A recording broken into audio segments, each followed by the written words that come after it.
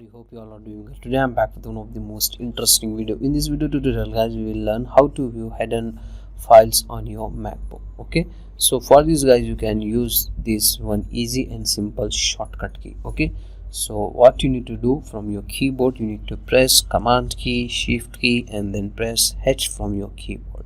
That's it. Okay, so it will view your hidden files, as you can see guys. So when you want to view your hidden files on anywhere in your MacBook, so remember the shortcut key, shift key, and then press H from your keyboard. That's it. Okay, view your all hidden items on that particular folder. So that's it for today guys. The short and very simple video. Hope you enjoy this. If you enjoy, please guys like, share and subscribe to our channel. Thank you very much.